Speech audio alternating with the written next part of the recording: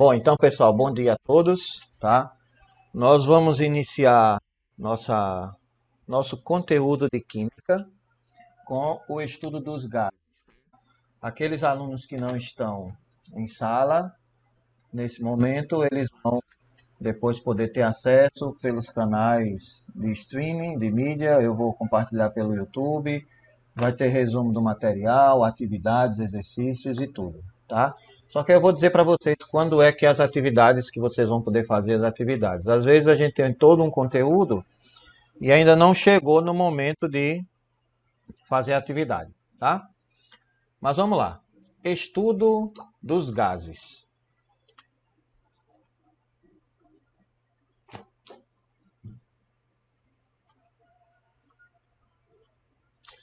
Então, inicialmente, nós falamos um pouco sobre o estudo dos gases, baseando-se na teoria cinética deles. O que na verdade é esta teoria cinética? Cinética, pessoal, a gente leva em consideração movimento, tá? Vocês podem perceber aqui na figura abaixo, né, do lado direito, vocês estão percebendo que existem algumas partículas que estão em movimento constante. Existem outros detalhes também, né, a respeito das partículas. Veja que elas se chocam umas com as outras de vez em quando, né? Se chocam com a parede do recipiente, depois retornam, elas voltam, certo? Então, tudo isso faz parte da teoria cinética dos gases, certo?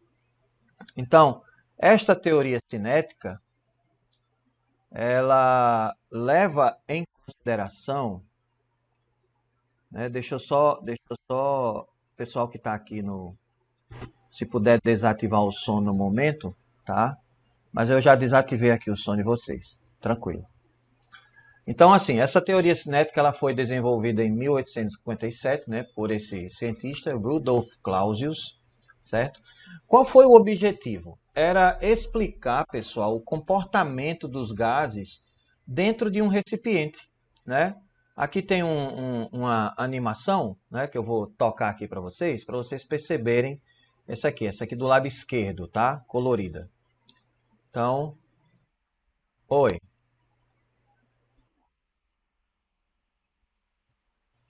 Não está conseguindo entrar onde? Aqui no Google Meet? Ué, o que será que está acontecendo? Deixa eu ver aqui.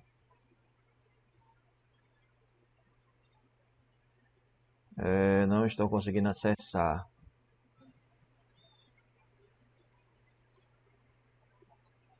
Vou botar ele para tentar de novo. Aqui. Qualquer coisa vocês falam para eles tentarem novamente, tá? Porque tá normal aqui. Deixa eu ver. Tá normal. Deixa eu entrar aqui no outro, no meu também. Deixa eu ver. Eu vou sair e vou entrar novamente aqui. Pode ser que tenha algum... Tá normal aqui. Consegui entrar. Eles vão tentar e aí eu vejo direitinho. Então vamos lá, olha só essa animação aqui do lado esquerdo aqui embaixo, tá? Veja o que é que acontece aí. Tem algumas características que a gente observa. Ó, ele traz para cá as partículas se chocam com as paredes do recipiente, elas se chocam entre si, né? E isso significa muito para a teoria dos gases, tá? Então, a primeira característica é isso. O movimento delas é contínuo, ou seja, é constante, e é aleatório. A gente não sabe para onde elas vão, certo? Então, a primeira coisa é disso.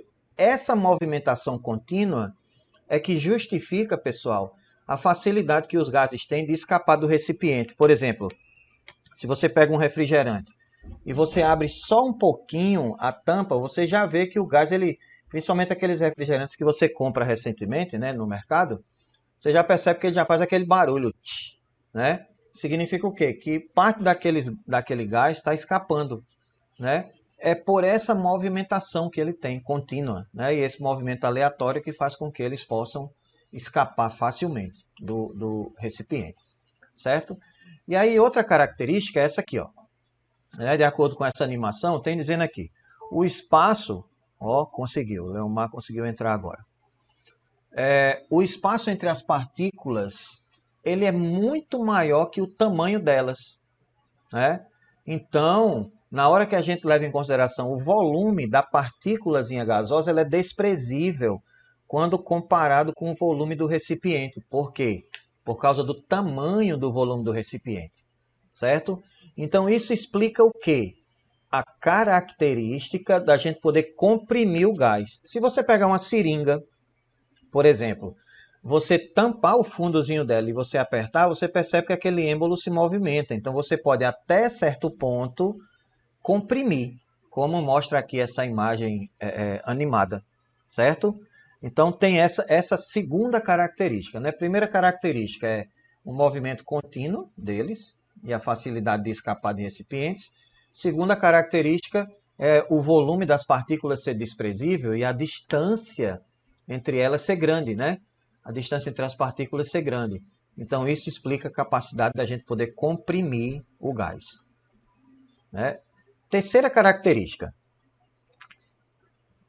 as interações, a atração e repulsão entre as partículas são desprezíveis. Por quê? Porque a distância entre elas é grande, a movimentação é intensa e elas não interagem entre si. Quando elas, veja o que é que está acontecendo, quando elas interagem entre si, elas se chocam e se afastam novamente, certo?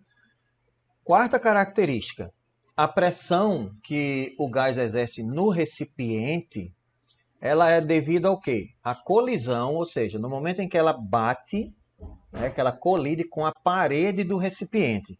Então você percebe aqui, ó, eu vou marcar aqui de vermelho, né, ó, essa colisão aqui acontecendo, ó, nesse momento, tá? Então, devido a essa colisão, essas colisões, né, não é somente uma colisão, então isso faz com que a pressão ocorra. Aí o que é que acontece? Né? As partículas elas não perdem energia. E com isso a gente chama que essa colisão ela é perfeitamente elástica. Isso aqui vocês aprendem em física, tá? Então a característica que elas têm de não perderem energia. Vamos dar continuidade à teoria cinética. Quinta característica, olha só. A energia dela, né, a energia cinética, ou seja, a energia relacionada ao movimento das partículas, ela é diretamente proporcional à temperatura absoluta. O que é essa temperatura absoluta?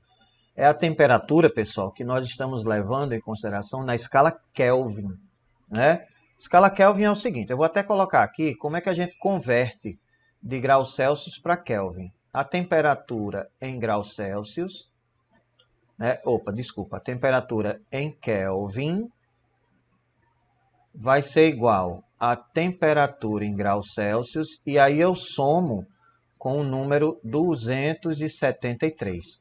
Por exemplo, né? Vou colocar um exemplo aqui. Se eu tiver 20 graus Celsius e eu quiser saber isso aqui em Kelvin, né? Eu vou fazer o quê? Eu vou pegar o 20 e eu vou somar com 273. Opa, desculpa, passei. Voltando, né? Eu vou somar aqui com 273. Isso vai dar 293 Kelvin, tá? Veja, perceba que aqui não é grau Kelvin, aqui é apenas a unidade Kelvin, tá bom? Então essa é a forma que eu converto.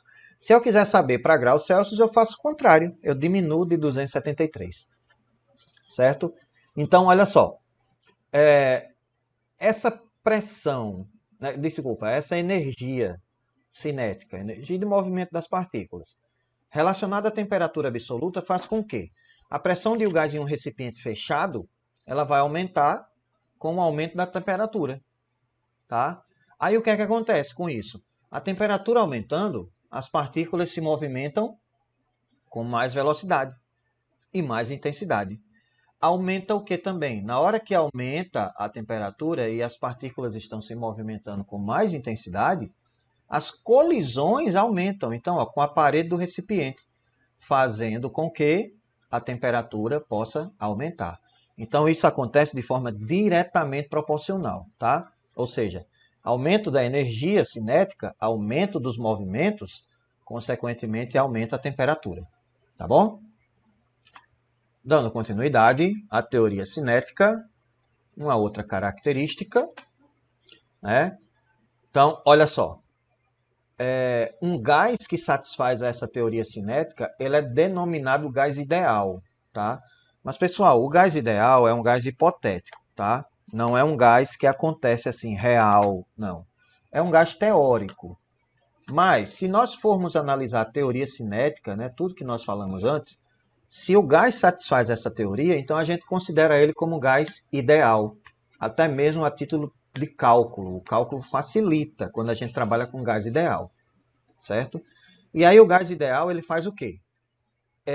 O gás ideal, o volume pode se tornar nulo pelo aumento da pressão, certo? Agora, isso pode ser feito na prática? Não, tá? Por quê? Porque a gente sabe que existem moléculas, e as moléculas não têm volumes infinitos, elas têm volumes definidos e volumes finitos, tá? Continuando então, ó, no gás ideal também não existem interações atrativas e repulsivas, ou seja, não existe atração e repulsão entre as partículas. Já nos reais, isso ocorre devido às forças intermoleculares, tá? Das moléculas. Outra característica, quanto mais fraca for a força intermolecular no gás real, mais o gás se aproxima do comportamento de um gás ideal. Então, muitas vezes a gente considera o gás ideal para evitar esses fatores externos, tá bom? Então, continuando. Os gases reais, eles apresentam um comportamento semelhante ao ideal. Mas quando isso acontece? Quando eles são submetidos a baixas pressões ou altas temperaturas. Quando isso ocorre, então, o comportamento do gás real, ele vai se aproximar do gás ideal. Ok? Então, vamos lá. Dentro do gás, pessoal, existem 3 variáveis que nós estudamos, tá? Ele é caracterizado pela medição dessas 3 grandezas, que aí a gente chama de variáveis de estado. Elas são pressão, volume e temperatura, certo? E aí, cada conjunto desses valores, ele caracteriza um estado. Por exemplo, o estado 1 tem lá pressão 1, volume 1, temperatura 1. Mudou a variável, mudou o estado dele, mudaram as características, né? Na hora que as características mudam, aí vai para o estado 2. Então, pode ocorrer uma mudança na pressão, no volume e na temperatura também. Ok? Pessoal, qualquer dúvida que vocês tenham, podem escrever que eu estou acompanhando aqui no bate-papo, tá? Então, vamos lá. Vamos estudar cada variável de estado dessa, cada grandezazinha dessa, tá? A primeira delas é o volume. A unidade de medida no Sistema Internacional de Unidades é o metro cúbico, tá? E aí existem as conversões de unidades, certo? Então, a gente leva em consideração o seguinte, ó, unidade principal, vou colocar aqui, metro cúbico. Aí eu tenho decímetro cúbico, centímetro cúbico, milímetro cúbico, tá? Nós utilizamos algumas dessas unidades, certo? E aí eu tenho para cá também, mas normalmente a gente utiliza essas aqui, ó. Metro cúbico, decímetro cúbico. Raramente você vê centímetro e milímetro cúbico, certo? Porque a partícula já é muito pequena, então, por isso que não utilizamos. E aí as conversões, pessoal. 1 litro, tá? É igual a 1 decímetro cúbico. Então, ou seja, essa unidade de decímetro cúbico é igual a 1 litro. Isso aqui tudo é igual a 1000 mililitros, 1000 ml. Por quê? 1 litro, 1000 ml, certo? Foi colocado aqui até uma imagem, né, de um becker aqui, ó, no laboratório, só para a gente ter ideia da unidade de medida aqui, certo? Ó, 1000 ml. Então significa que aqui, ó, eu tenho 1 litro. Mas eu posso também dizer que eu também tenho 1 decímetro cúbico, certo? Aí outra unidade aqui que a gente analisa. 1 metro cúbico, aqui é a segunda, ó, tá? 1 metro cúbico é igual a 1000 litros, que é igual a 1000 decímetros cúbicos. Aí 1 ml, a terceira, é igual a 1 centímetro cúbico. Estas unidades elas servem para a gente trabalhar no momento em que vamos fazer as aplicações por meio dos cálculos, tá? Ah, professor, mas qual é a mais utilizada? Pessoal, a mais utilizada normalmente é o decímetro cúbico, tá? Normalmente é essa. Assim, a título vamos dizer assim, de cálculo, tá? Decímetro cúbico, metro cúbico também, certo? Quando necessitarem das conversões, não se preocupem, vão ter lá na hora da atividade, vai ter lá a conversão. Segunda grandeza, ou seja, segunda variável de estado, que é a pressão. A unidade de medida aqui, no Sistema Internacional de Unidades, a unidade oficial é o Pascal, que também é representada pelo quê? Ó? Newton, tá? Então aqui, ó, Pascal. Newton por metro quadrado. Ok? Então, ao nível do mar, a gente vai fazer as análises agora, certo? Aí tem outras unidades que a gente utiliza. Ao nível do mar, por exemplo, aqui no Rio Grande do Norte, que a gente está quase a nível do mar, né? É bem pouco elevado. Então, é igual ao quê? Ó? De acordo com a unidade oficial, é igual a 10 elevado à quinta Pascal, né? Mas aí a gente leva o quê? A nível do mar, ó, 1 atm é uma unidade muito utilizada. 1 atm é igual a esse, ó, 760 milímetros de mercúrio, que é igual a 760 torr, que é igual a 1 bar. E aí vocês podem perguntar, professor, é muita unidade. Não se preocupem que na hora que necessitar fazer as conversões, vamos lá, estamos lá na hora de fazer o simulado, o teste, alguma atividade, vai estar lá, certo? Vai estar lá as unidades para que você possa fazer a sua conversão tranquilamente. Não se preocupem com isso. Mas é aquele detalhe.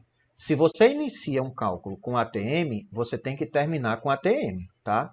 Da mesma forma as outras unidades. Se você inicia com milímetro de mercúrio, você termina com milímetro de mercúrio. Ah, professor, mas eu comecei com milímetro de mercúrio e ele quer a minha resposta em ATM. Você pode fazer tudo em milímetro de mercúrio e converter para ATM depois. Ou você pode converter inicialmente e já deixar a conversão ok. Tá bom? Mas isso a gente vai treinar, pessoal. Não se preocupem. Então, o primeiro cientista, pessoal, a determinar o valor da pressão atmosférica ao nível do mar foi o italiano Torricelli. Isso aconteceu em 1643. E a pressão ela é definida por essa fórmula aqui, ó. Pressão P é igual a força por unidade de área. Então, a força exercida em uma determinada área, tá? Na hora que a gente faz esses valores, quando eles são determinados, eu acho a pressão. Ok? Uma fórmula importante aí para a gente utilizar depois para os nossos cálculos. Então, próximo. A pressão atmosférica, né, ela corresponde ao quê? A pressão exercida por uma coluna de ar de seção transversal de 1 metro quadrado que se estende até o topo da atmosfera. Ah, que coisa difícil, né? Vamos ver aqui a imagem? Ó. Então, ó, pressão de 1 atm na superfície. A coluna de ar, né? Então a gente tem aqui, ó, a coluna de ar tem o quê? Área, né? Então, 1 metro quadrado. Então essa colunazinha, aí a força gravitacional vai exercer aqui, ó, empurrar, né? Vamos dizer assim. Essa força, né? A massa aqui, ó, tem 10 elevado à quarta quilos, né? E aí a força exercida pela coluna é essa aqui, ó, 10 elevado à quinta newtons. Então vamos fazer aqui o cálculo, né? Então força, ó, aqui já tem, pressão atmosférica é igual a força sobre área, tá? O valor que ele deu da força, 10 à quinta newtons, dividido por 1 metro quadrado. 10 à quinta dividido por 1 vai dar 10 à quinta. 10 à quinta newton vezes metro quadrado. Newton por metro quadrado, né? Aqui seria assim, ó, Newton por metro quadrado. Certo? Então, pessoal, perceba né? Como foi que ele chegou a essa conclusão? Aí a pergunta pode surgir, professor, eu preciso decorar isso daqui, saber dessas informações para a gente fazer esse cálculo? Esse cálculo específico é para a gente saber como foi que originou o valor da pressão atmosférica, certo? Mas para a gente utilizar no dia a dia, a gente vai saber o quê? Que a pressão atmosférica, pessoal, ao nível do mar é igual a 1 atm, certo? Que é uma atmosfera. Isso daqui eu posso dizer que é a mesma coisa que 760 milímetros de mercúrio, que eu posso também dizer que é igual a 760 torr, que eu posso também dizer que é igual a 1 bar, né? Não se preocupem não, que isso aqui é porque já faz tempo que eu decoro, né? Então eu aprendi, tá? Mas não se preocupem com essa questão de conversões não, que estamos aqui para ajudar sempre. Vamos para a terceira. Nós já vimos pressão, já vimos volume. E agora a terceira grandeza, né, a terceira variável, que é a temperatura. A unidade de medida no sistema internacional é Kelvin. Então, pessoal, em todos os cálculos, nós vamos utilizar a medida, né, a unidade Kelvin, tá? Mais uma vez aqui, ó, se nós fôssemos converter, né? Por exemplo, eu tenho aqui a temperatura de 27 graus Celsius. E aí eu quero converter isso aí para Kelvin. Aí, ó, 27 graus Celsius eu pego que a temperatura em Kelvin vai ser igual a 27 mais 273. A temperatura em Kelvin vai ser 300 kelvins, certo? Não esqueçam de fazer as conversões, tá? É a dica importante. Ah, professor, mas se eu não fizer, dá certo? Algumas vezes dá certo, pessoal, mas não é correto, tá? Na maioria das vezes dá errado. Condições normais de temperatura e pressão. O que é isso, né? São as condições mais comuns de temperatura e pressão de um gás. Que aí, pessoal, a gente adota como padrão, tá? Então, assim, como assim? Quando falar em condição normal de temperatura e pressão, a gente tem valores específicos para adotar. A sigla da condição normal é essa aqui, ó, CNTP, condição normal de temperatura e pressão. E existe uma outra, que é a condição ambiental, quando a gente leva em relação ao meio ambiente, né? Então, a condição normal de temperatura e pressão, quais são os valores fixos? A pressão sempre será 1 atm, que pode ser representada também, convertida para 760 milímetros de mercúrio, e a temperatura vai ser 0 grau, que é igual a 273 kelvins. Se o problema ele citar condição ambiental, tá? Condições ambientes, a pressão vai ser 1 atm, igual à condição normal, mas a temperatura já muda para 25 graus, que é igual a 298. Professor, mas por que leva em consideração isso? Veja bem, por que leva em consideração isso? Quando ele fala condição ambiente, fica mais fácil você ter grandezas fixas. Imagine só se tivesse cálculo assim, pessoal, vamos levar em consideração a condição ambiente. Aí, qual vai ser a temperatura? Por exemplo, aí aqui, temperatura hoje não está 30 graus, está menos. E aí? Então, quando a gente tem valores fixos, fica mais fácil de você trabalhar os cálculos, tá?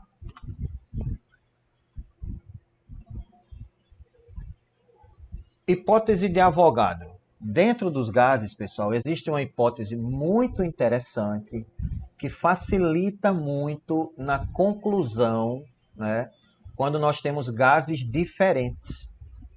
Olha só que coisa interessante, né? Mas o que é a hipótese de Avogadro? É essa relação existente entre os volumes e as fórmulas dos produtos formados, tá? Vamos lá. O que a hipótese de Avogadro diz? Segundo tópico aqui, ó. Sob as mesmas condições de temperatura e pressão, iguais volumes de gases diferentes contêm o mesmo número de moléculas, ou seja, o mesmo número de partículas. Então, vamos lá. Se esses três aqui, ó, gás nitrogênio, ozônio e o gás hélio, se eles têm as mesmas temperatura e pressão, eles vão ter a mesma quantidade de partículas aqui. Olha só, contando aqui, ó, 1, 2, 3, 4, 5. Aqui, 1, 2, 3, 4, 5. Aqui, 1, 2, 3, 4, 5. Então, para facilitar os cálculos, certo? Na hora que a gente leva em consideração, a gente utiliza essa hipótese de Avogadro. Mas quando é que ela é satisfeita? Quando eles estão na mesma temperatura e na mesma pressão. E outra, e os volumes também são iguais.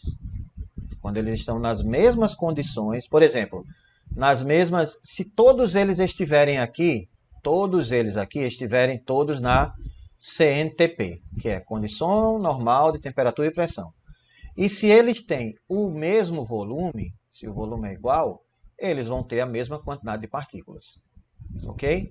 Ah, mas poderia ser na condição ambiental? Também, mas todos precisam estar na condição ambiental de temperatura e pressão, para que essa hipótese seja satisfeita.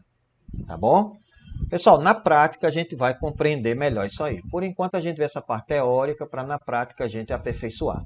Tá? Volume molar. Uma outra definição importante. O que é? Volume molar, pessoal, é o volume ocupado por 1 mol de uma substância no estado gasoso. E quanto é 1 mol de uma substância? Aí a gente vai ver depois essa questão, tá? Eu vou colocar depois no material de vocês, né? Sobre essa questão aí que fala sobre mol e tudo mais. Eu faço, todas as vezes aqui eu faço anotações quando vem, né, conteúdos diferentes aqui. Aí eu já coloco para depois colocar materiais extras para vocês poderem compreender, certo? Então, 1 mol de moléculas, como ele fala aí, né? Quanto que é 1 mol de moléculas de qualquer gás? Ocupa 22,4 litros na CNTP, que a gente viu o quê? Condições normais de temperatura e pressão. Onde a temperatura na CNTP é 0 grau, isso aqui é o equivalente a 273 kelvins, e a pressão é igual a 1 atm. Isso aí a gente viu no slide anterior, certo? Porém, a IUPAC, o que é a IUPAC? União Internacional de Química Pura e Aplicada. É o órgão que regulamenta todas as regras para a química. A partir de 1982, ele alterou o valor da pressão para 100 mil pascais, certo? E aí, o volume deixou de ser 22,4 e agora ele é 22,7 litros por cada mol de gás, certo? Ah, professor, então eu vou usar qual? Na verdade, pessoal, você vai usar o que o problema for dizer, tá? Então, vamos usar 22,4. Pronto, a gente padroniza isso aí, certo? Ah, professor, mas o problema não diz. Pronto, então a gente usa 22,4, tá bom? Continuando. Nós vamos agora para uma parte que é chamada de transformação gasosa. O que é isso? Uma transformação gasosa é um momento, né, é algo que o gás sofre quando pelo menos uma das variáveis, quais são as variáveis? Volume, temperatura e pressão. Quando uma dessas três, ela não sofre modificação. Elas ficam o quê? Elas ficam invariáveis. E aí existem 3 transformações.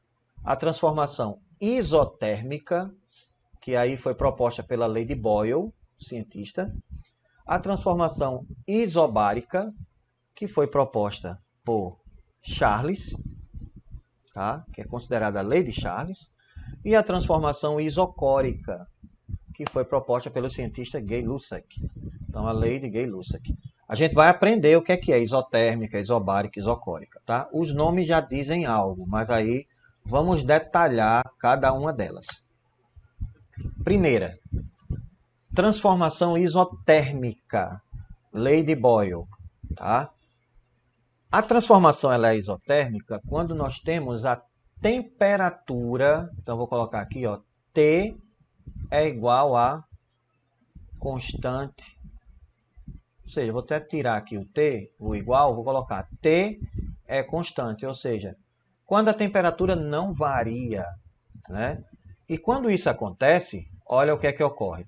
A uma temperatura constante, o volume do gás é inversamente proporcional à pressão. O que é isso? Né? Olha só, volume e pressão inversamente. Significa dizer o quê? Se o volume aumenta, a pressão diminui. Se o volume diminui, a pressão aumenta. Isso é o que nós queremos dizer de grandezas inversamente proporcionais. Tá? E aí a equação que nós utilizamos, pessoal, para uma transformação isotérmica é essa aqui, ó. E a gente leva sempre em consideração dois estados, tá? A gente analisa o estado inicial, que é o estado 1, e o estado final, que é o estado 2.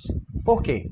Vamos lá, transformação isotérmica. Temperatura é constante, então a temperatura aqui vai ser igual. T1, aí ó, pode ver que ele nem coloca T2, coloca T1. Por quê? A temperatura 1 é igual à temperatura 2. Já a pressão e o volume variam, ó. Pressão inicial, P1, V1, pressão final, P2 e V2. E elas são inversamente proporcionais. Certo? Então aqui ocorre o quê? De novo, se a pressão aumenta, no final o volume vai diminuir. Se o volume inicial aumenta, no final a pressão é que vai diminuir. Certo? A equação que nós utilizamos é essa aqui, ó. P1 vezes V1, que aqui é o estado inicial. E aqui P2 vezes V2, que é o estado final. Calma que nós vamos ver isso nos cálculos e tudo. Antes de nós fazermos os exercícios, aí a gente vai ter um momento para fazer os cálculos, tá? Se não der tempo hoje, na semana que vem a gente trabalha esses cálculos. Então, continuando aí a transformação isotérmica, tá? Então, a gente está vendo aqui, olha essa animação aqui embaixo, pessoal, do lado direito. Olha o que é que está acontecendo, tá? Veja que ele está colocando um pezinho aqui em cima, ó. Coloca um peso, aí isso aqui vai diminuindo, né? Aí, a relação é essa, ó. Ó, como é que fica a curva, né? Graficamente, a gente vai ter esse daqui, ó. Esse grandão aqui, ó. Certo? O nome dessa curva aqui, ela é chamada de isoterma. Tá? Isso a gente se baseia em quê? Como é que a gente descobre isso aqui? Aqui, ó. A gente descobre os valores por meio dessa fórmula. P1 vezes V1 igual a P2 vezes V2. Certo? Olha o que é que acontece nessa situação aqui, ó. V1. V1 está com volume grande. Pressão diminui. V2 diminui o volume, pressão aumenta. Certo? Olha no gráfico, tá? Vamos olhar aqui no gráfico. Deixa eu analisar esse gráfico aqui. Olha só onde é que está o volume 1 aqui, ó. Volume 1. Aí a gente segue aqui, ó. Vai, pressão 1. Se o volume diminui, consequentemente a pressão vai aumentar. E vice-versa. Tá bom? Pessoal, vou dar uma paradinha aqui e vou perguntar. Alguém tem alguma dúvida até agora? Quem tiver, pode falar ou pode escrever, que eu estou aqui pronto para responder, tá? Beleza. A gente vai conseguir ver isso aí na prática, tá? Não se preocupem. Vamos para o próximo. Né? Experimento. Olha só como é que a gente analisa aí essa questão de ser inversamente proporcional. Olha só, a seringa, ó, ele aumentou o volume, né? Ó, certo? Observe a variação de volume do balão vermelho. Olha só o que está acontecendo lá. Veja que esse balão, ele dá uma diminuída. Ó, tá vendo? Quando ele puxa o êmbolo da seringa, o balão aumenta. Quando ele empurra o êmbolo da seringa, o balão diminui. Né? Ó, tá vendo? Ocorre essa variação. Então, a gente sabe por aí que as grandezas são inversamente proporcionais. Se ocorre um aumento da pressão, ocorre uma diminuição do volume e vice-versa. Se a pressão diminuir é porque o volume aumentou. Tá bom? Continuando, transformação isotérmica.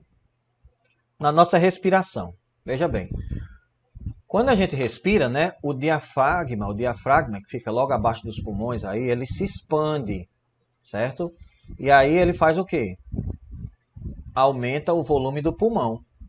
Então, para que esse produto, pressão vezes volume, permaneça constante, a pressão interna do pulmão diminui, tá? Então, essa diferença entre a pressão interna dos pulmões e a pressão atmosférica, que é maior, né? A força de entrada de ar nos pulmões, ela ocorre essa diferença até igualar as pressões. E aí o processo inverso é quando a pessoa, né, exala, o ar sai, certo?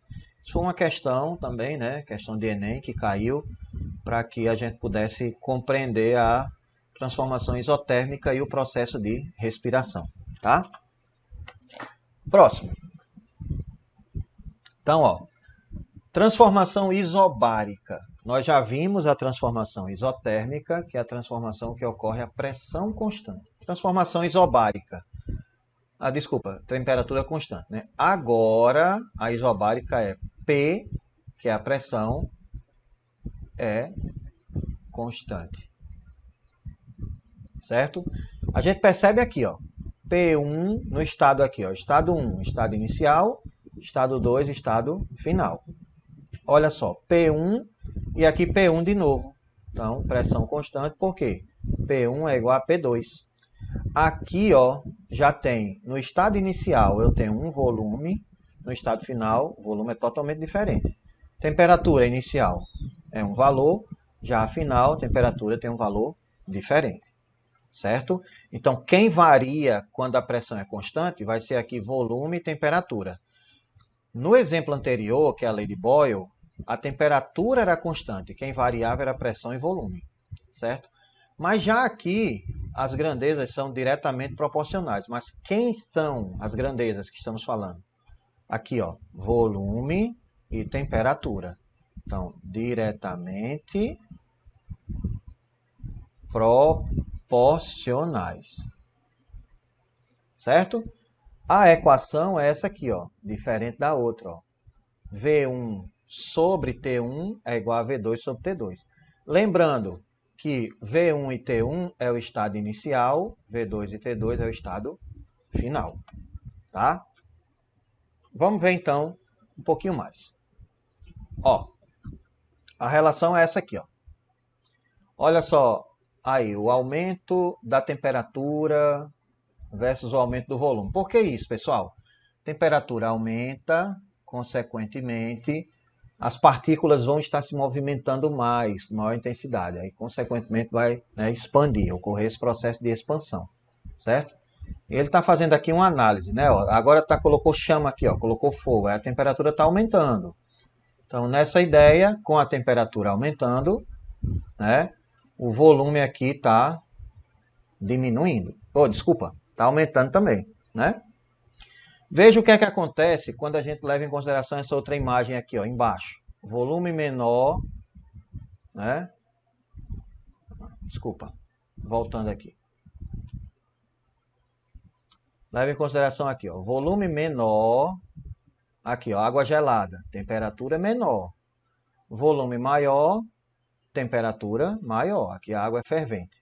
Como é o gráfico? É isso aqui, ó. É uma reta. Vamos lá, vou colocar aqui volume 1. Vou colocar aqui, volume 1. Aí, ó, coloca aqui temperatura 1. Temperatura 1. Se o volume aumentar, colocar aqui, volume 2. Colocar nessa mesma curva aqui, né? Olha o que é que vai acontecer com a temperatura. A temperatura também vai aumentar. Se o volume diminuir, volume 3.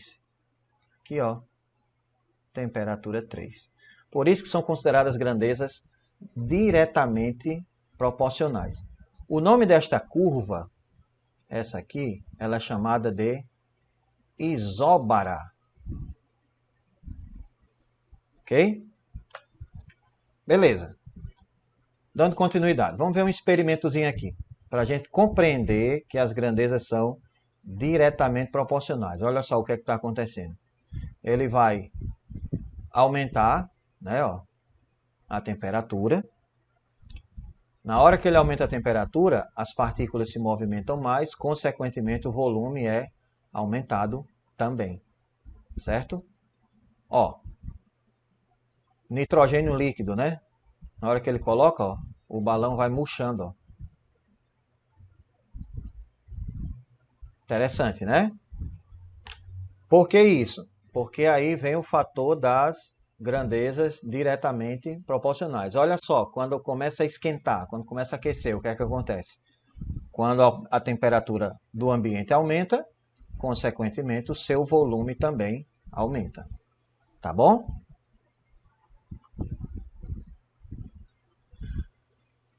E aí a terceira e última transformação. Transformação isocórica, tá? Transformação isocórica, pessoal, é aquela transformação em que o volume é constante, certo? Nesse caso aqui agora vai ser V, constante. Então, perceba aqui, ó, o estado 1 no quadrinho aqui do lado esquerdo, estado 1 e estado 2. Olha só, volume 1 e aqui também volume 1, igual. Ou seja, o volume 2 também é igual ao volume 1. O que vai variar? Pressão e temperatura. Ó, pressão inicial e pressão final. Estas grandezas são diretamente proporcionais. Significa o quê? Que se ocorre um aumento na pressão, vai ocorrer também um aumento no volume. E vice-versa. A equação que é utilizada é essa daqui, ó. P1 sobre T1 é igual a P2 sobre T2. Sabendo que P1 e T1 é o estado inicial, P2 e T2 é o estado final. Né? Eu coloquei N aqui, mas não é não. É o estado final. Certo? Vamos continuar aqui e vamos analisar graficamente, né? Mas vamos ver alguns exemplos. Ó, o aquecimento dos pneus de um automóvel durante o movimento, né? Se a gente parar para pensar, não sei se vocês já analisaram, mas o interessante é quando você vai calibrar o pneu, que você calibre ele assim que sai de casa. Por quê? Porque os pneus estão frios e aí o gás que está lá, ele não está aquecido, consequentemente não aumenta o volume do pneu. Depois que você roda um pouco, que os pneus estão aquecidos, aí ocorre um aumento do volume, porque o gás que está lá dentro, ele aumentou a sua, né, pressão. Certo? Então, ó, o aquecimento ele provoca um aumento da pressão do ar contido no interior dos pneus. Vamos analisar o gráfico. Porque é diretamente proporcional. Vamos lá. Se eu tenho aqui pressão 1 inicial, aí ó, aqui eu tenho a temperatura 1. Isso, pessoal, o volume é constante, tá? Aqui, ó, aumentou a pressão. Aí eu vou ter a temperatura aumentou também, tá? O nome dessa curva, ela é chamada de isócora, tá? Ah, professor, mas é uma reta. Você está falando curva? É porque, na verdade, matematicamente, até mesmo uma reta, ela é chamada de curva, certo? Então, tá aqui, ó, só mais um exemplo, graficamente falando.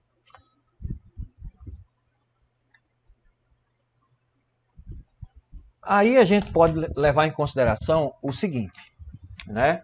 A gente tem várias equações aí que a gente ficou agora com a cabeça doida, né? Aí a gente pode combinar todas essas equações em uma só e a partir daí, a partir de uma só, deduzir todas as outras, que ela é chamada de equação geral ou também equação combinada dos gases, certo? Então a gente tem aqui, ó, em uma transformação isotérmica, a equação é essa, primeira. Em uma transformação isobárica, a equação é essa, né? Então, aí ele junta essas duas equações, né? E aí, ó, tem volume. O volume é cancelado porque é o mesmo valor, né? E aí a gente vai ter essa daqui, ó. P1 vezes V1 sobre T1 é igual a P2 vezes V2 sobre T2. E aí, como é que a gente consegue, pessoal? Deixa eu só... Como é que a gente consegue relacionar esta equação às outras, né? Como é que a gente consegue relacionar? Vamos lá. É assim, ó.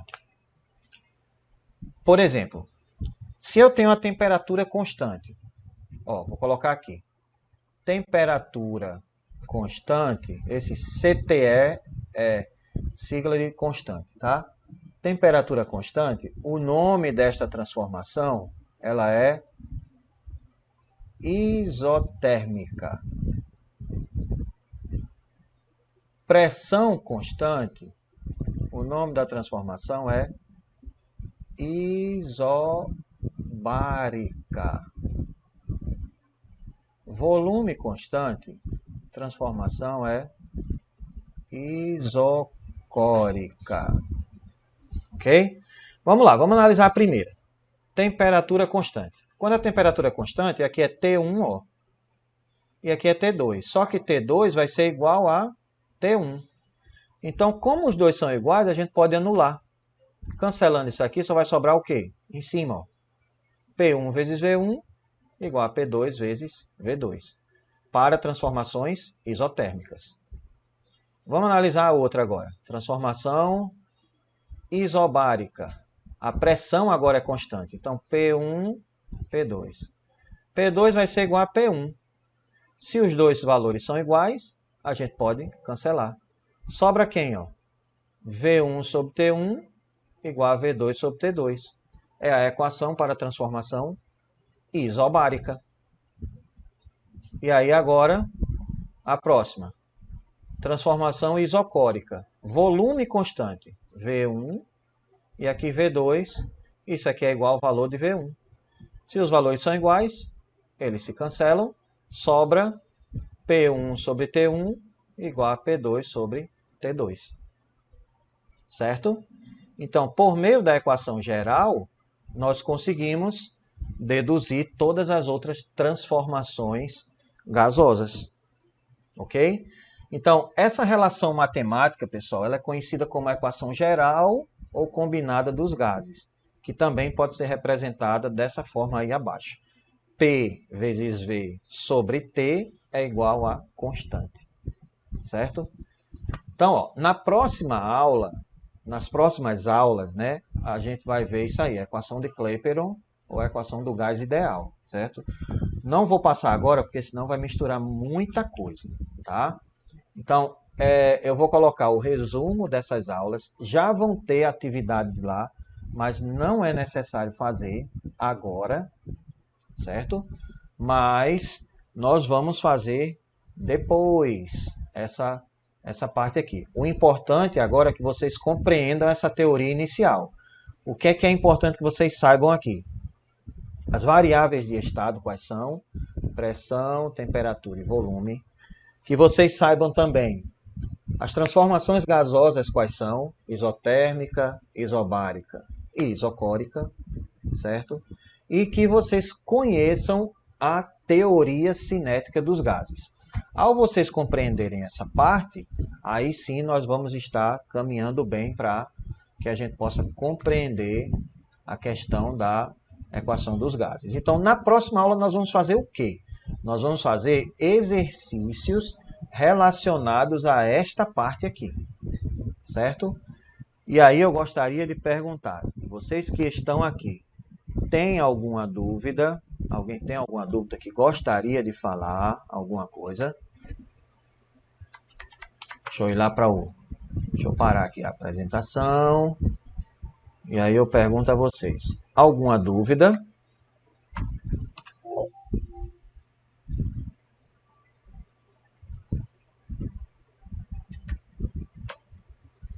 Então, pessoal, caso vocês não tenham nenhuma dúvida, eu vou fazer o seguinte. Eu vou lá no grupo, né? Eu vou no grupo agora e aí eu já vou postar o resumo da nossa aula de hoje, tá bom? E aí eu fico atento lá para as possíveis dúvidas, ok? Essa aula gravada eu vou fazer as edições e aí eu posto. Assim que eu terminar a edição e postar no YouTube, eu já libero para todo mundo, tá bom?